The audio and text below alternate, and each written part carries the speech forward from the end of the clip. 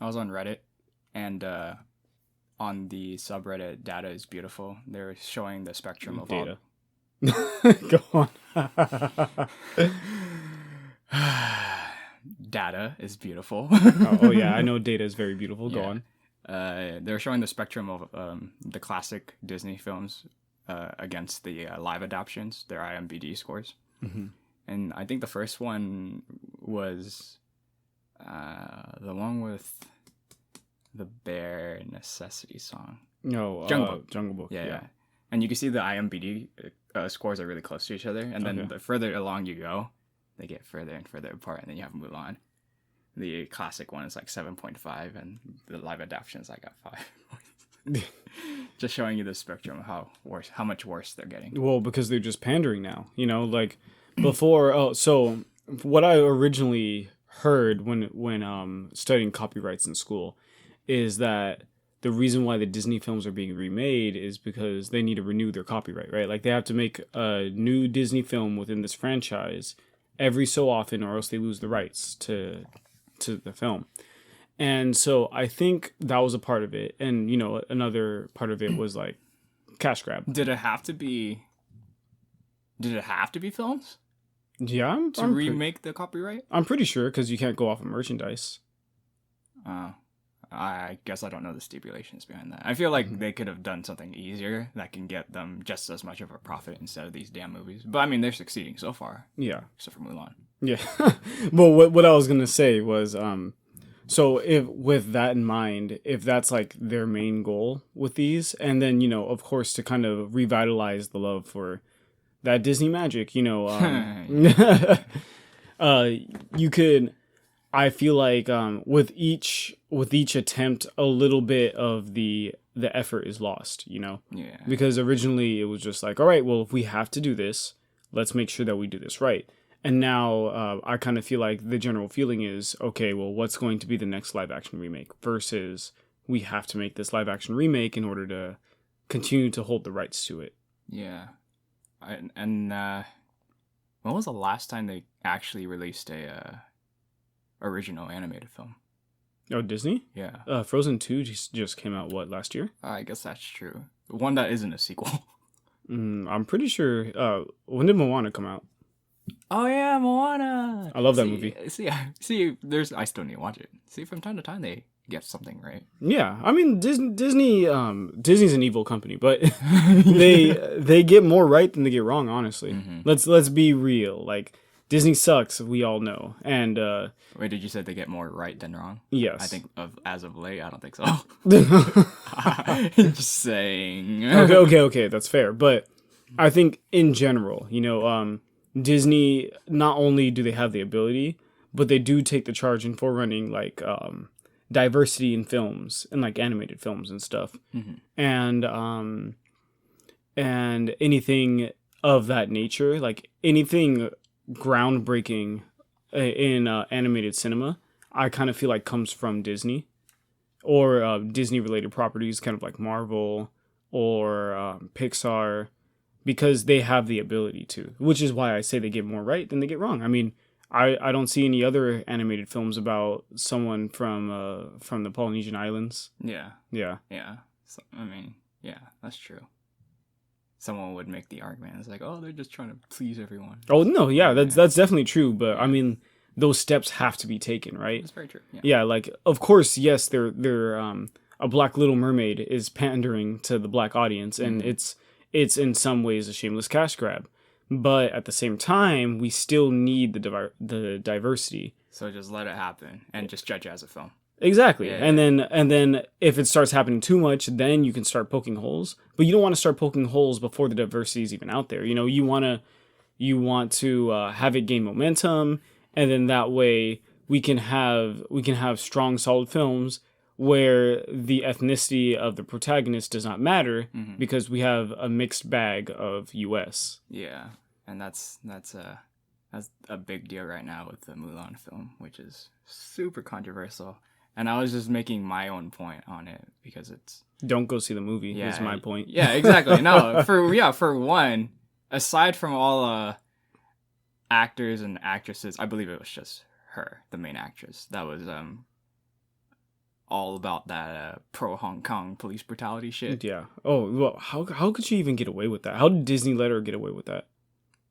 I think she just tweeted it. So people have tweeted Some not bad as PR bad stuff. Yeah, not as bad stuff, and they got fired. She's also a U.S. citizen.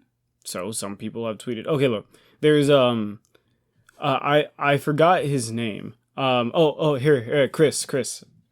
Look up the guy who just got fired from Squidbillies. What the hell is Squidbillies? Squidbillies is an Adult Swim show. Oh my god. I always talk about how much I love Adult Swim. Yeah. If I ever get hired in any like TV channel or anything like that, it'd be Adult Swim for sure. They Oh yeah, for they sure. sound like they release any show that just comes in their mind. Honestly, and you know they don't even give a fuck because Yeah. they straight up had a Black Rights bumper and like all lives matter. Mm-hmm. And you could say it loud.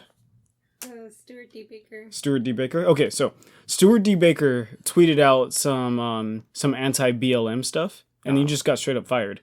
Oh wow. Yeah, straight long time running on the show and everything. Oh wow. Yeah, so I mean, like I'm saying, like other people have said less. She didn't even say he didn't even say he's pro police brutality. He said he's anti-BLM, and Ow. yeah, they cut his ass. It's because she's on Disney's hands. Yeah, well, I mean, I thought Disney would be even more strict. I know Disney has like very strict standards for their actors. No, I guess not when they're filming this movie in China, right? Because Did they actually film the movie in China? that's one of the other big controversies about this film because they filmed it near the areas near Muslim Chinese people. Oh. Yeah. Yeah. I see. Yeah. And that's where all the controversy is going on anyway. Exactly. So not only do we have that and the pro Hong Kong brutality, the fact that it costs $30 should be enough. Oh man, that's Yeah, bad. that's it. I mean, And no. it's not Even with that in mind too, someone should just have the awareness to know that this is just playing along your rose-tinted glasses. Yeah, but I mean, what is even bigger slap in the face is what was beautiful about the original Mulan movie was that it was very cultural. It was very intuitive of Chinese culture, right? I'm not Chinese, so I'm not going to say that it was like the most accurate thing ever. But I mean, they talked about Chinese culture. Like the movie takes place and participates in Chinese culture, Yeah. and not only that, but it's a good movie to fight sexism because it's not just like how a lot of movies have that shallow girl power. It was actual girl power. You know, she showed herself. She wasn't chosen or anything. She wasn't like the chosen one or like. Yeah, spoiler, non-spoiler, don't see the movie anyway. The new Mulan, she's just like, she apparently is special. Yeah, exactly. Yeah. She wasn't special. She was just a girl. Yeah. Or a woman, you know? Yeah. And I think that does so much for women empowerment or like, you know, just breaking the glass ceiling of like what women can do because, you know, she didn't have any special agenda. She just didn't want her father to go to war. And there's so many layers to that, you know, like the daughter didn't want her older and male father to go into war. So she went up against Chinese culture. And you know, it's just really it's a good. classic Chinese story. Yeah, and so you get this other side where they're using Chi and she's the chosen one. And yeah, and end, even she was covering it up in the movie, and then they're like at the end of the day, oh, you must show your true self. So she sheds all of her armor, like in the middle of battle, and that's already spreading some questions. Like, yeah, that's what the hell? It's just stupid as hell. Keep your armor on. Yeah, your armor has nothing to do with your. Yeah. Oh my god. You can let your hair down. I'm okay with that. You know. Yeah. Now everyone knows you're a girl. Yeah, cool. But your armor too. One wrong arrow hit, and there goes the movie, right? Yeah, that's. Real quick. Apparently, like the movie was all over the place too. Yeah. Yeah, because I heard that I haven't seen it because you know like fuck that I'm not gonna support Disney if they're supporting Hong Kong police brutality. Yeah. But she's just a terrible person through and through, huh? But and apparently a bad actress. well, She was also in that god awful movie, The Forbidden Kingdom, mhm. where Jackie Chan and Jet Li fought in like the same screen, Mhm. which is the only reason anyone watched that movie is for Yeah. that fight. So then after everything else, it's just like, okay, she's bland, and there's that she's the romance interest and everything like that, and then. Years later, I'm just like, oh, great, she's in the Mulan film. Oh my god. So on top of that, I heard that the story was all over the place. Well, not only with the quick cuts, because I heard that the edits were were atrocious. yeah, but also with the antagonists. Mhm. You know, I heard that they didn't serve any real purpose to be there. You know, Like the witch and yeah, and like they just changed everything about the movie. I mean, I haven't seen it, so They're I'm trying to make it more culturally significant to Chinese culture, but even then, the Chinese people were just like, yeah, yeah, I think in China they specifically said that this isn't like culturally accurate. We don't want to show it. yeah. You know, I hope it flops. Yeah. Yeah. There's the one thing you've done to impress China actually failed, which is, I think, just poetry. It's the big irony of it all. Damn.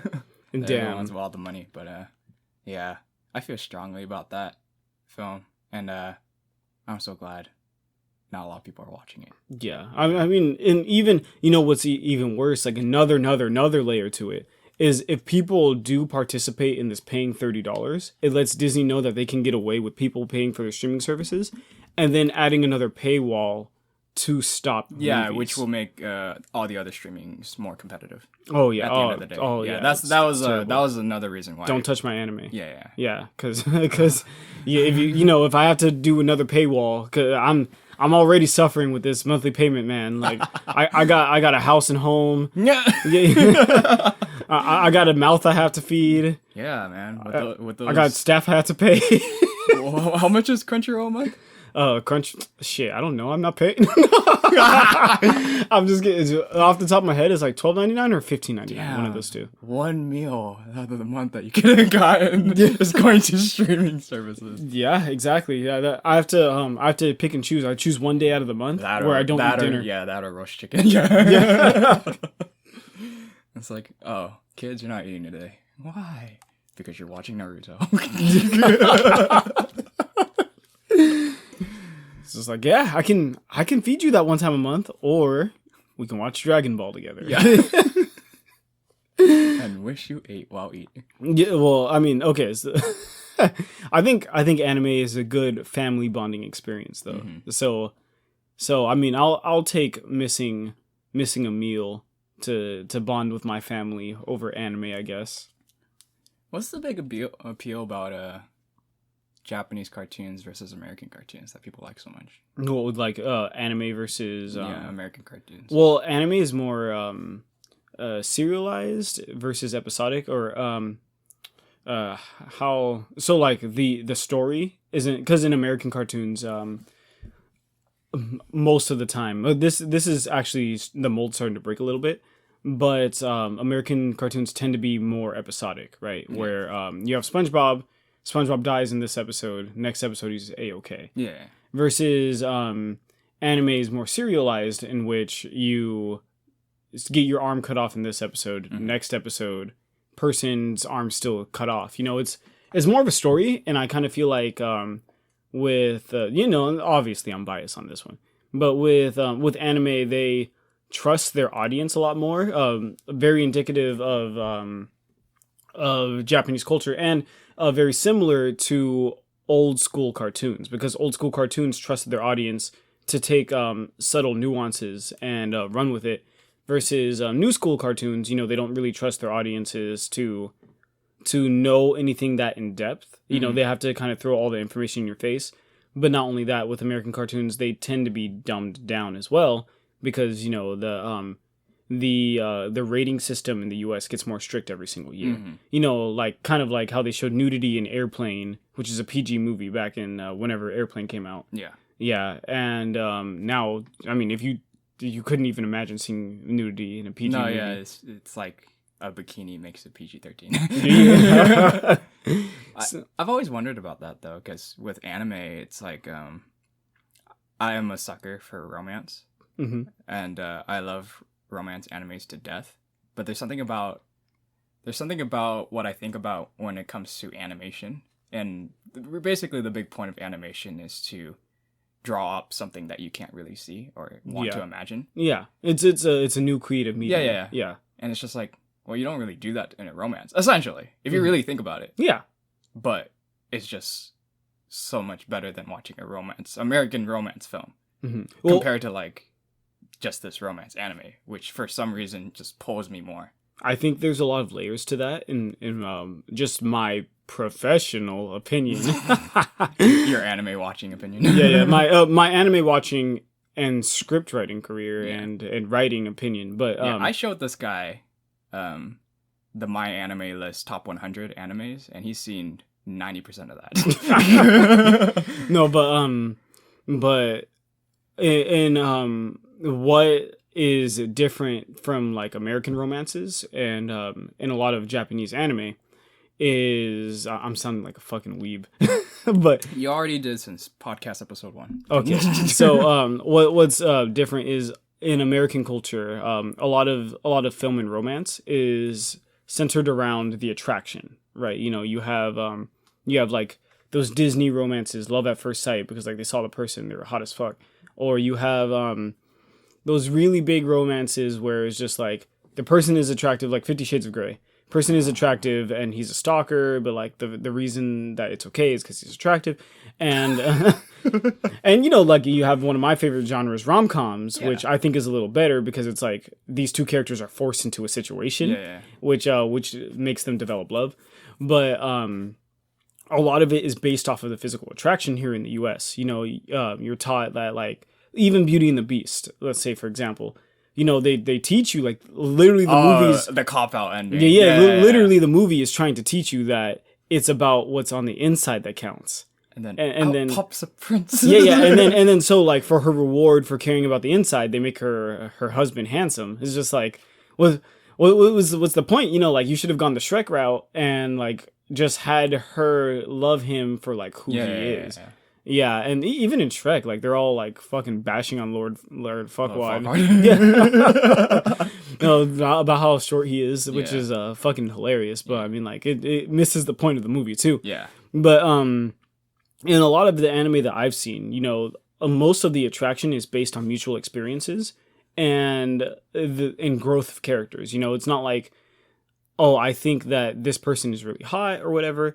You know, it's that I'm in love with this person's quirks and personality, and even though they may be brash or even though they may be like this, that is what I like about them. Yeah. You know, like they're hardcore and they're hard to deal with, but you know, if they weren't hard to deal with, then that wouldn't be the so and so that I love. So that's what I love about them, and I kind of feel like those love stories are more compelling, and that's one reason why love stories in anime are more appealing than American love stories. But you know, I think it's also the animation as a creative medium. You know, you can use animation to tell stories that live action cannot. And if you see some scenarios in a live action movie or in a live action TV show, you know, some scenarios there's a level of realism from seeing real actors do this. So a lot of the scenarios, if they're kind of outlandish or out there, they don't feel very genuine. Yeah, and so, you know, animation as a creative medium, you know, you can have just a completely image of a person. Exactly. Animated, so it's to your imagination what they would be like. Yeah, exactly. You know, you can have a certain scenario play out where a person saves someone from getting hit by a car. You know, in live action, that's a little more outlandish, but in anime, that's a trope. Yeah. I need ya. Yeah. And you know, like getting hit across the room and stuff like that. Like, yeah, it's all funny. Or you know, in Angel Beats, like the I look more attractive with my shirt off. Yeah. You know, like funny stuff like that just won't fly in a live action because for one, like CGI isn't that far. Yeah. But two, you know, like seeing it, you're reminded of real life, and you know that something like that wouldn't happen in real life. But through a creative medium, you usually, or like a creative medium as animation, you usually don't register that things like that are typically impossible or improbable, because you watch a TV show and you just grow to accept the laws of that world. You say I don't know, name an anime like Full Metal or Dragon Ball or something like that. They tell you that like alchemy can create shit or that ki blast can destroy shit. You're not just like, that's not real. You're like, okay, Yeah, I mean, thanks. yeah. Exactly. So I started rambling. I'm sorry. Away, my friend.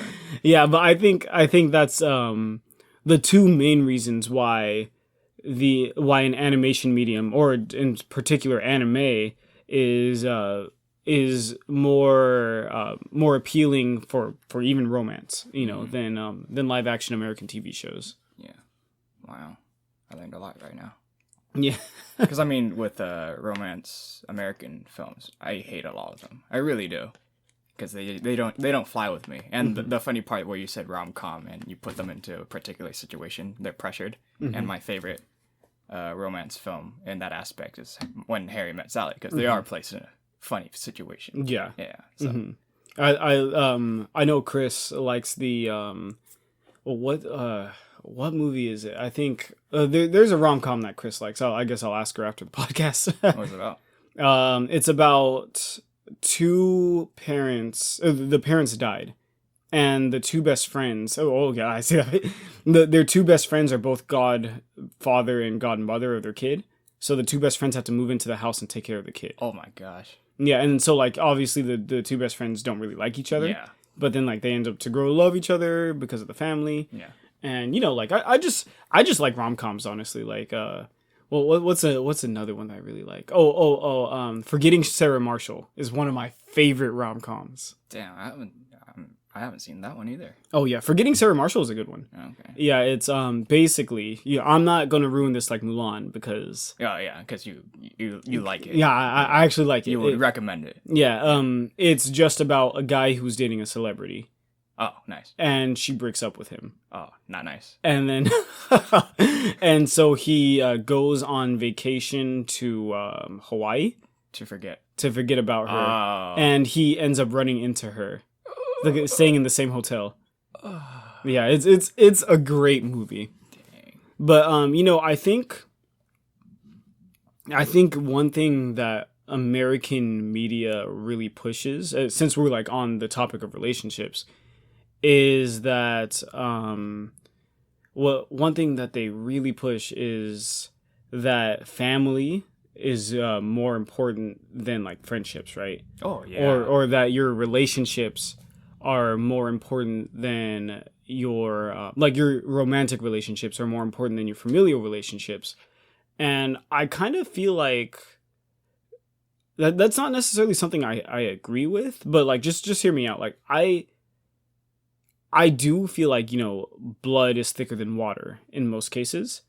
But something that I've always resonated with, and maybe this is just because like I have somewhat of a strained family dynamic, is my connections to me are more important than my blood ties.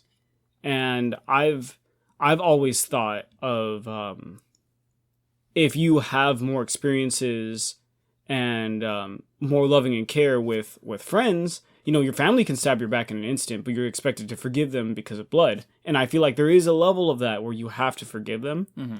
But I think to an extreme, that's unhealthy. Of course, if you take that completely away, that's also unhealthy too, because like you should forgive your mother, you should forgive your father, your brother, whatever.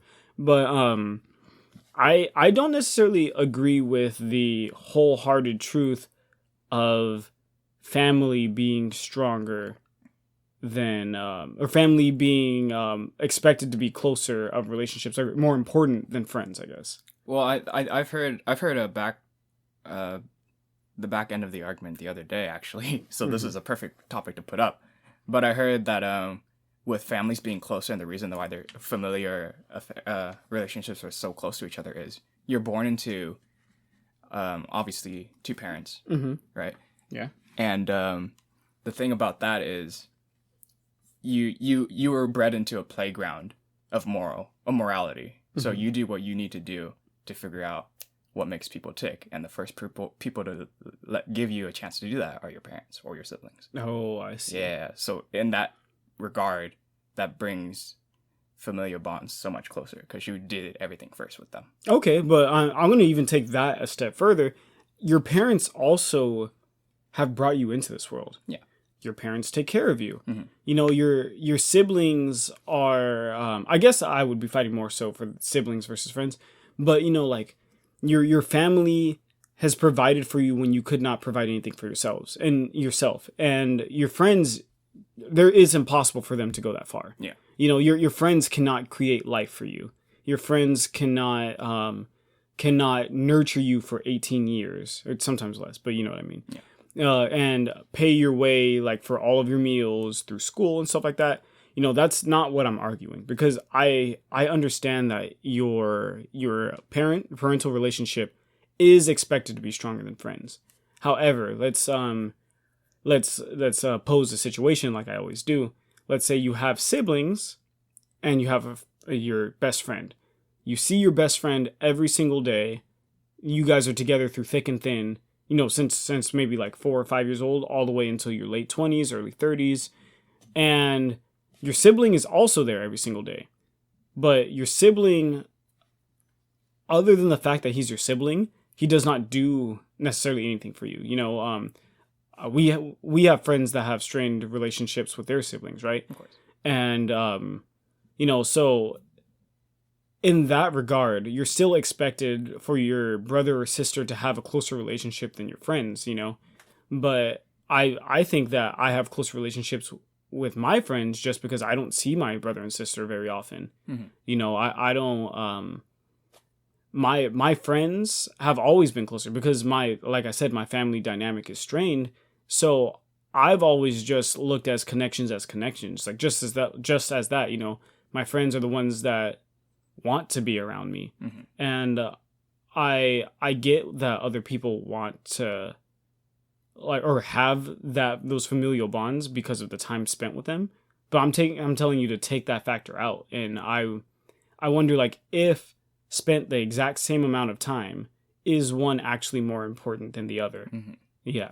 Yeah. I mean, you've asked me this already, and I've already told you that I honestly think like that familiar bond thing is just bullshit. Yeah. And like every person should be at the end of the day should be treated as equally. Obviously, I'm partial to that because you know I still love my mom and everyone in my family. You know what I mean? Yeah. So it's hard for me to, for one thing, it's hard for me to drop everyone out of. Oh yeah, the no, dime, no, you of know, course, for me, yeah, no, of personally. course, same. Yeah. I mean, and I obviously like I think it should be easier to drop a friend than drop a sibling. Yeah. Yeah, you're not my brother anymore. Yeah, fuck off. How dare you slap me 3, 5, 10 years ago? Yeah. But yeah, and I think with that, I think we tried talking back and forth about our limits between like how far you can take for your family and stuff like that. Because I remember at an extreme, and I always talked about it as like if you say like something about like some dude's sister or brother or mom just in one negative way, you know, they instantly just go red hot and just like, what you say about my blah, blah, blah. And then, you know, mind you, I could have actually said something negative, but I could just say something that may sound like either politically correct or socially correct, and it might just bug them the wrong way, and then instantly. Okay, so are you talking about, say, an instance not where you're actively insulting someone's mom, but you're saying that like, hey, your mom does not treat you correctly, or your mom is acting selfishly in these regards. Yeah, and it would be mindful and hopeful to keep an open mind about, you know, that type of constructive criticism in a sense, but people would just instantly think, oh, you talk shit on my mom, I'll fuck you up or some shit like that, you know what I mean? Mm-hmm. And while that in itself is very admirable of you, it's a little bit unhealthy. At least I think so. Yeah. So at the end of the day, if you told me my mom did some shit, she's like, oh, what you do? yeah, and of course, like all insulting aside, because I guess we wouldn't want people to misconstrue this as like, if someone insults your mom, you shouldn't fight back. Like, Yeah, of course, no, like, kick their ass if they insult Yeah, your mom, dude. yeah. Like, she brought you into this world. Yeah. She loves you and takes care of you. But, you know, as you said, you know, just as someone can say something constructive about a friend, like, hey, he does not treat you correctly, maybe you should hang out with him less, they should still be able to say something like that about a family member without getting, like, hounded or killed, persecuted. Yeah, I don't know. Yeah. And I think maybe it's just the fact that, at least in my personal experience, I've made a lot of friends and a lot of close bonds. And it wasn't up until recently that I kind of got close to my family itself again. So I mean, I see all sides the same. Honestly, human's a human. Yeah. Yeah. So it's one of those things. A soul is a soul. yeah. Yeah. Soul is a soul. No, I mean that's how I feel too. I feel like a person's a person. Maybe blood has a little weight to it, but it's just dependent on how they treat you. You know, I mean, I think a good majority of my friends treat me better than 100% of my family, I would say. Oh. Yeah, I mean, I guess that would be a hot take, right? But my friends, I not struggle to keep a relationship, but like we hold a relationship over a long period of time. You know, we do careful to constructively criticize each other in ways that'll better someone. You know, we're not just going up and calling them an asshole because like we don't like them. Yeah. We call them an asshole when they're acting like an asshole. Yeah. Yeah, and we say things in order to help improve, right? Mm-hmm. But I feel like a lot of the times family feels entitled to put you down. Mm-hmm. And just do other stuff, like say if your older sister or your younger sister is better than you, you know, I kind of feel like they are more likely to rub it in your face in a less playful way. Like to just straight up be like, I'm better than you. Yeah. Like, so, you know, fuck you. Yeah. But you're my brother, so I love you. Yeah. But like, you know, you shouldn't, in my opinion, you shouldn't be expected to love someone just for that. Like if they treat you like shit, you know, then maybe you could love them as a family member, but less so than a friend that treats you freaking amazingly. Yeah. Yeah. Yeah. Yeah, you thinking about it? Yeah, I'm thinking about it. I mean, I already know where I stood on that. Remember I told you that if I realized that while I do have a brother, at my wedding I have a lot of groomsmen, and I totally didn't put him on that list. Oh. So that's tough. So I concluded that if he puts me on his, I'll be obligated to put him on mine. You know, simple as that. You know, it's kind of crazy because I didn't think about it, but none of my brothers are any of my groomsmen. Sad violin. You know, I actually have cousins in my head as groomsmen. Oh, really? But not bro. Oh, wow. Oh man, how many groomsmen? That's bad. Honestly, to fit everyone, I'd probably have to have like 9. Damn, 9? Yeah. I mean, I have 7. That's a lot too. But 9? Yeah. That's just 2 more. That's not needed. I mean, okay. You're gonna have a crazy stag party, dude. Yeah. But I mean, like that's, you know, that's if and when things come to fruition, right? Because the end result isn't groomsmen. I'm just saying that, like, no, obviously, I have. It's the wife. Yeah. I have 9 people in my life. I guess I would say. More even, but that are closer to me. Yeah. No, 9, even better. 9 males in my life closer to me than my direct blood. Mm-hmm. And you know, by that nature, it's kind of crazy because like I feel like adoption is a really big thing, like really important, and the way that you raise your adopted child is important to me because I feel like I'm a big advocate of adoption. I even think in some cases parents should forego having kids in order to adopt. But yeah, that's an argument that a lot of people won't take on. Oh yeah. But in some cases, not all cases. Yeah. But it's just if you really think that those blood ties are that important, what about adopted children? Yeah, that's true. What? What? In the middle of drinking water. I said, "Oh, that's true," because that's insulting. Yeah, it is because you know you really rein home the point that like, oh, I just found out that this person's not related to me by blood. They're not my real dad or they're not my real brother or sister or something, and I think that's bullshit. Yeah.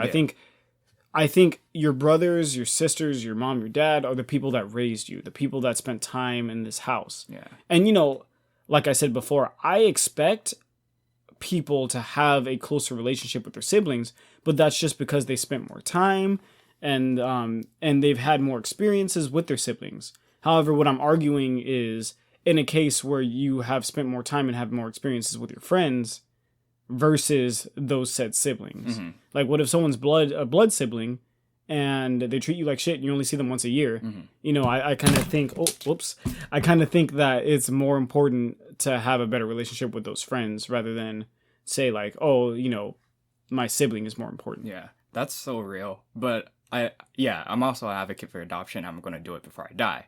But I just realized, you know who the realest fuckers are? Who? Step parents. Because not only are they basically adopting, they're putting into an entire family life. Yeah, they're adopting a whole fucking family. Yeah, the whole family. Yeah, those people are real. Yeah. I don't know if like a lot of people are just have that much fortitude to even get into a situation like that. Yeah, but I think a level of that is not necessarily a love for the children, because like it is a love for the children, but I kind of feel like first and foremost it is a love for their partner. Mm-hmm. They love their partner so intensely that they're willing to adopt the partner's family. Mm-hmm. You know, I don't think it's like, oh, you know, I'm a real homie, so I'm going to adopt this whole family. You know, I think it's just like, oh, I love Betty so much that that I'm willing to just like adopt all her 7 fucking kids and and deal with her crazy ass ex for the rest of my life. Oh God. Yeah. Yeah. Oh man, 7 kids. Yeah, that's a crazy ex. Or several. Oh. Ooh. Yeah, adoption's great. Please consider it. It's not just about the blood.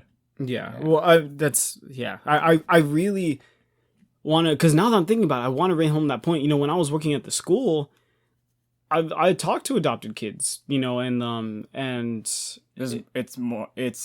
becoming more common. No, but what I think for the most part, because there were a couple of instances where it wasn't so great, but for the most part, I loved the parents of the adopted kids, you know, and I've seen so many different styles, because I had some of the parents say that we haven't told this person that they're adopted because we want them to feel as cemented in the family as possible before we tell them, because they're the first child, they're adopted first, and then everyone else comes along. And then I had other children that was just like, you know, and I'm going to say the saying because a parent told me this directly, so you know I'm quoting that parent, but your like Jim is your father, but your dad is dad. Oh yeah. Yeah, you know, like dad will always be dad. It doesn't matter who your father is, or like it does matter in some context, but it doesn't matter necessarily who your father is. Dad is dad. Mm-hmm. You know, and like I thought that was beautiful. Yeah. Yeah. Didn't you tell me there was a lady that you spoke to, and then she gave you like a good fantastic reason why adoption was like the best? Like I think it was down to the point of like Oh, I know who you're talking about. Yeah, yes. There was me speaking with one of my colleagues. She told me that, but she has a very hot take on it. She said that adoption is, having biological kids is somewhat selfish when there's so many other kids that need to be adopted. Like she was saying you should want to be a parent for the kid and not because you want to have a kid. So she was saying like the fact that you're bringing in a kid unwillingly into this world means that you're being selfish because you want to be a parent because you want to have a kid. If you want to have a kid that badly, do it for another kid that's already here and adopt. She went so far to even say that she won't have biological kids. Wow. Yeah, and her significant other actually had a falling out because of it, because he wanted biological kids and she was just like, no, I want to adopt and then talk about having biological kids. Like she was open to the idea of having bio kids, but the thing is she wanted to adopt first and foremost. And her significant other didn't even want to entertain the idea. And I think that's really telling. And I think I don't support her opinion 100% because I want to have my own biological kids. You know, I want to adopt as well. But I think that was very telling, like the fact that she wanted to be a parent to help kids, to give kids a good life. And in this instance, she was right because he just wanted to be a parent just to be a parent, you know. Yeah. I mean, you can't help that though. Yeah, but like Like, she was just like, well, if we were parents, shouldn't we wait until the world's a little better? We have a little better place. We have more financial stability. He just wants to bring a kid in the world, like without any of the repercussions. She was just like, we're renting right now. We don't even have a house. Yeah. So like, I mean, and in that way, I somewhat agree with her. I think it is somewhat of a selfish drive to want to have kids, but at the same time, I understand that having kids is kind of innate to our nature, and you can't really expect someone to not want to have kids. However, you can teach the benefits of adoption, and I kind of feel like those adopted kids, I don't feel like, I know they need parents. So why not help them out? I feel as long as you raise the kid, they're your kid no matter what. Yeah. Doesn't matter about blood. So, I mean, why not give that a chance? Yeah. Just consider adoption. I know it depends on each state, but I know in California, and we looked this up recently, it really does cost little to nothing to raise a kid here in California, or adopt a kid here in California. All they gotta do is be 10 years younger than you, and you could be a single person too. That does not fly well with the new law. Oh. Oh no. Did it pass? Oh, yeah, I'm pretty sure. Here, Chris, search up what was that new law in California? The SB, the pedal law, the pedal law. But I think it was like SB 141. Oh man, no, as that's happening. Yeah, no, I think the 10 years not obviously. Yeah, just you have more experience. Stop. Oh dear.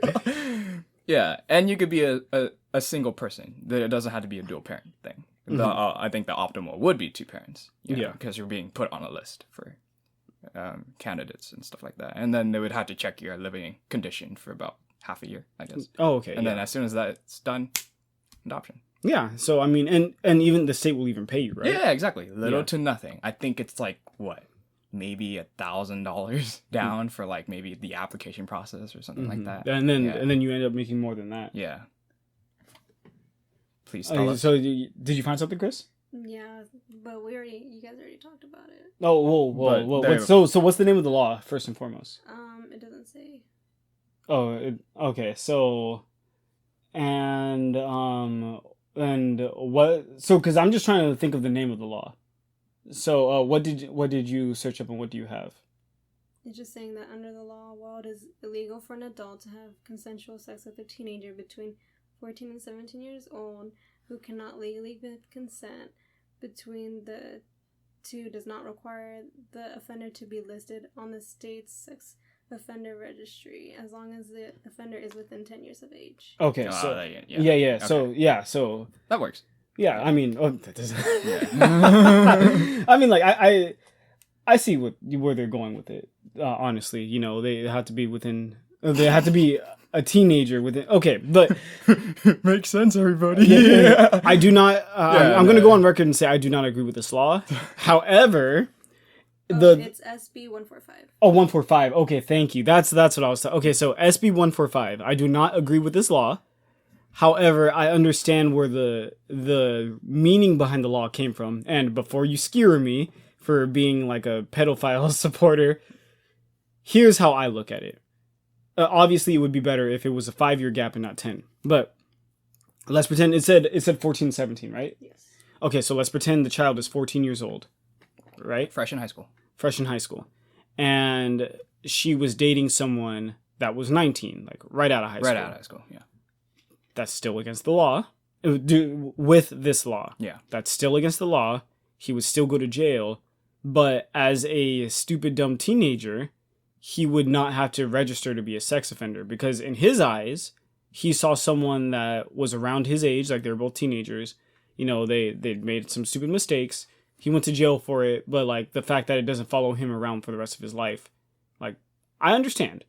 I think 10 years is a little pushing it, because like if I was 24 and there's like no, not me, I'm taking myself out of that equation. If someone's 24 and they were a 14-year-old, I think that's a little bad. That's bad.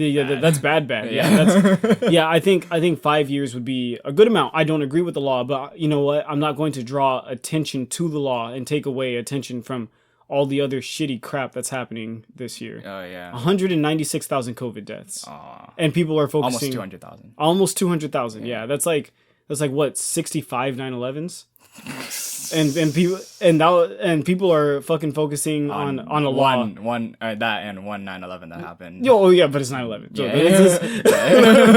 it happened 19 years ago. However, it's still very sad very that sad, very yeah. sad. No. But what I'm saying is people are drawing attention to this law.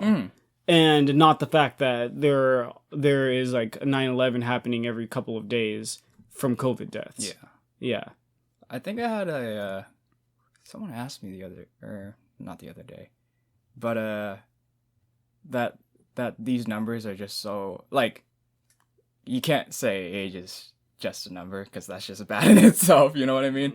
But it's like they take the extreme farther enough to be like when you're just out of high school and you just you fell in love with someone in high school that was just a few years younger than you. You were still in high school though, and then you graduated and now you're 18.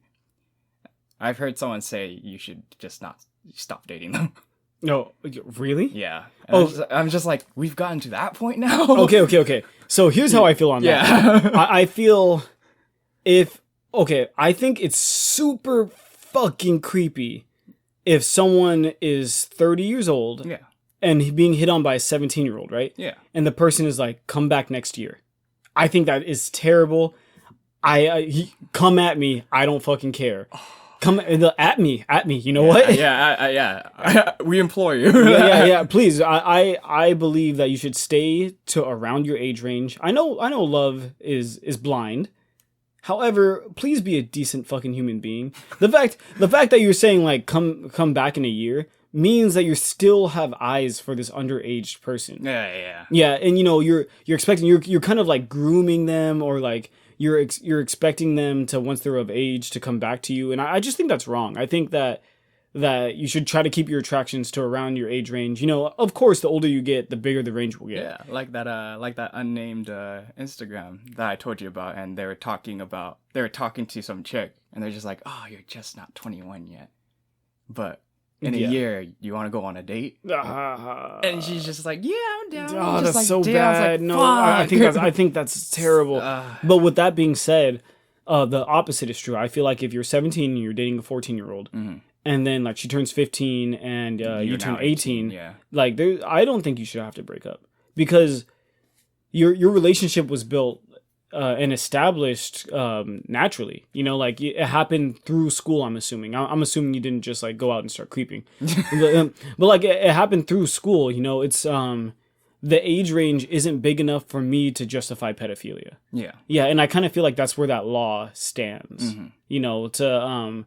To protect those 18-year-olds that, like just turned 18 and they're dating like a 15-year-old or something. Like I said, 10 years is way too much. Yeah. Way, way, way too much. They need to revise that law immediately. But, whoever said that like you turn 18, you should break up with her, then why were you together in the first place? Oh, yeah. Exactly, yeah, like that doesn't make sense. Like the today and tomorrow isn't a line where you say, "Oh well, that birthday." Like, oh, all of a sudden, I'm the age where I cannot date, and I guess that's why I feel the way about the 30-year-old and a 17-year-old turning 18. Like, it's not just like, oh, all of a sudden it's tomorrow. It's tomorrow and I can date her. Like, no, that's weird. It should be something that's feasible before and after the birthday, right? Yeah, and again with another thing that Japanese anime does, right? Because they tend to do a lot of age gappy moments in romance, but they do it in such a special way. Oh yeah. Like, kind of. I don't want to say like gods and normal human lovers. This god's like fucking 400 years old. He's like 25. Yeah, but I mean, there's something special about those situations. Exactly. Yeah. I was going to mention a specific anime, but I don't want to because I don't want to spoil the ending. Oh, okay. Yeah, but it's a well-known anime movie. Oh, okay. Yeah. Tell me later. Yeah. And it's just that law. Oh man. Yeah. Did it pass? It passed. Okay. Dang. Yeah. It passed. I mean, I like I said, I see what they're getting with it. Yeah. I think it's a little at least they still go to jail. At least they still go to jail. No, yeah, they're all gonna go to jail. Yeah. Yeah. Oh man, Yeah. I'm just thinking about it. But If this worries you, you can go online and check out a pedophile database. yeah. Easily. Yeah. Sexual offenders must be online for all viewing. And I remember a few years back I looked, and there were 2 in my neighborhood. I was just like, whoa, what the heck? Time not to go trick or treating. Yeah. For more than one reason, of course. Yeah. Oh, yeah. Please don't go trick or treating. Yeah. But it's 2020. Make smart decisions. Yeah. You know, I kind of feel like that rule also applies to say, like, let's pretend because I know in some states the legal age in order to like consent is 16, right? Okay, yeah. Yeah, I feel like that shit's fucking weird too. I feel like I feel like this legal consenting age gets people in like a mind trap where they think like, oh, she's 16 or she's 18, she's fine. He's 16, he's 18, he's fine. When I feel like it should realistically be an age range for like feasible. Like if an 18-year-old were dating a 58-year-old, I think that's weird. Yeah, I think you're like, on Dr. Phil. Yeah, obviously it's not illegal, but I think it's immoral. Yeah. Yeah, exactly. You're on Dr. Phil. Yeah, exactly. You're on Dr. Phil. Yeah. Yeah, I don't think that not that it shouldn't be allowed, but I really think those people need to take a look inside themselves. It's like, yeah, dude. You have, would you say 58 to 18? Yeah. You have 40 other years. That's so bad. To look at 40 fucking years, and you put yourself towards one 18-year-old. Yeah, like, yeah. I mean, like, so, like, 57 and 17 is not okay. Yeah. But 58 and 18 is okay. Yeah. That's some really iffy numbers right there. Yeah, exactly. And that's what I freaking hate about that consensual shit. It's just like, just date people close to your age. Dude. Yeah, exactly. It's not that hard. There are a lot of single people out there. Not everyone's taken down. And then they're expected, moving back to topic, I guess, but they're expected to, since they're in a romantic relationship with this person, that 18-year-old is expected to love that person more than their family, or the 58-year-old is expected to love that person more than their family, and I don't agree with that. Mm-hmm. I agree romantic interest, if built upon correctly, should always come first. Mm-hmm. I mean, except in stupid situations where like she steals your car or something like that, right? And then your friends are like, "Oh no, don't be with her because she's stealing your car," and like she just does. Yeah, I should call the police. Yeah, and then like other than those stupid, but I feel like romantic relationships come first, I guess, like the American standard, and then it's your familial bonds, and then it's your friends. Yeah. But unlike the American standards, I kind of feel like all of that can shift. If you have a closer relationship with your friends than family, it's okay. Yeah, I think with me though, a romantic relationship, should be so biologically driven to the point where, while it is improbable these days, it should be If it's 100% eloped, that's fine. Like, you can just drop yourself off the face of the earth with that person and never talk to anyone again. I think that's okay. Okay, re-elaborate that, because, or elaborate that, I guess. Because like, if you really do love someone and they love you back, and if you're willing to spend the rest of your life with them, you should be able to do it without anyone interrupting you. I agree. Yeah. Okay. I truly believe that, and I know that's really improbable. Well, I think eloping is romantic, and I have a bad habit of romanticizing escapism. Oh, you talk about it all the time. Yeah, like I mean, like if things go south in my life, then fuck it, I'm out of here. No, you made me adopt that too. Like, for a few times in my life, I was just like, I feel like I just want to leave her now. Yeah, well, that's a bad habit, because you should never glorify escapism. Oh, yeah, but I've never. But go on with what you were saying about like the eloping and stuff. I think that was just my point, because there's so many things bogging you down. But I think if you're just that driven, just fuck it, just leave. You don't have to talk to anyone else if you have your one and only. You know what I mean? Mm-hmm. See, I know a lot of teenagers that you should not tell that to. Because... no.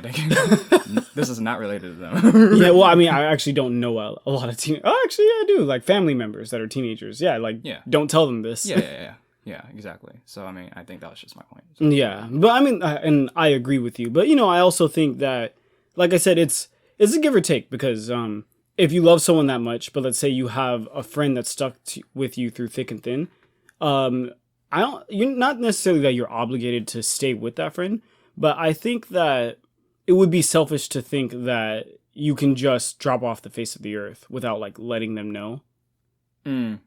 Because I think no hard feelings. You know hard feelings? Yeah, for me, no hard feelings. It's just like I would be hurt, and because you know what, I'd naturally be hurt. I won't lie at all. It's just like, why is he not talking to me, or why is she not talking to me? And then you would never see them ever again. Yeah, not even that. You yeah, just exactly. you grow like 60 years old. Yeah, it's just like I wonder what happened to them. But like, if I know in the back of my head that they did something close to an eloption, if that's a word, Eloping. Oh yeah, I guess. Eloping.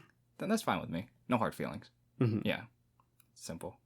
I just think that that's basically all it ever is. Yeah, no, I think that although you're not ever obligated to do anything for anyone in this world, I think your close bonds, out of respect, you owe them an explanation or a conversation. Yeah. I mean, say with my closest friends, if I wanted to elope, I would talk to them. Yeah, you know, maybe most of my family, I guess I wouldn't, but like with my closest friends, I would say, I know, like I think you owe your parents an explanation. Yeah. Just like you may kind of owe your friends an explanation. You know, you may say like, hey, I'm thinking about eloping. Maybe your friends can pitch better ideas. But I guess if you are the type to just like leave and drop all those close bonds that you've had, they should not be expected to welcome you when you get back. Yeah. Yeah. So, I mean, obviously I would do that too. I would just say that if anyone did that to me, I'd be okay with it. You know? Yeah. I've been hurt a lot more ways than one. I think this would be just okay. Yeah. But I mean, because with a successful elope, you wouldn't know that they eloped, right? Like you just. Oh yeah, that's true. Yeah, one day you see Ben, and then you just never podcast with him ever again. Oh, maybe that would be offensive then. Yeah. Because if you don't know, then you're just like, well, I don't know what happened to them. Yeah, exactly. It'll be 30 years later, and you'll just be like, the last time I talked to him, this. Like, I don't know if he died. Yeah. And that's kind of selfish, because, like, what if they do think that you died? Yeah. Yeah, you know, you owe them at least some sort of explanation, I think. Yeah. So I guess we've never experienced in our lives true eloping situations. Oh, no, I have. Oh, you have? Yeah, I have. And I also have a lot of... I mean, I guess this is off topic, but I have a lot of shitty friends that have fucked me over in multiple ways, and you know who you are. Yeah, based on eloping. Yeah, not based on eloping. But how dare you run away with them? Yeah, but we have a special listener in Missouri, so I want to give a special shout out to you. You know who you are. Yeah, we see you eloping out there. We see you. How you doing, man? Yeah. But you know, thank you for all our special listeners. We have listeners in the UK now. Shout out to you guys as well. We're gonna cut it right here. Special thanks to we already said Funimation. Did we say Crunchyroll before? We had say Crunchyroll. Yeah. The anime section of Hulu. Has Hulu done anything bad recently? Because I mean, Netflix has. Okay, no. So Kiss Anime is no longer up. Yeah. Special thanks to Kiss Anime for raising me. Ah, yes. Very true. We sailed the 7 seas with that one. Yeah. Thank you, Kiss Anime, for bringing my love to anime to light and creating the person that I am today to create stupid podcasts. Yeah. Everybody, I guess, continue to listen, subscribe to the Patreon. You know how things go. Yeah. I mean, I don't really care if you do either one, but I like talking to you guys. How many episodes down are we? Shit. This is episode 11. Okay, so we got one more for the end of the season? Yeah, one more. Next episode will be the end of the season. Yes, sir. But I mean, until then. And then we got more planned. Oh yeah. Oh, yes. Interviews coming up in season 2. But, you won't just hear us bend and bow, not the food. Yeah, not the food. Bye.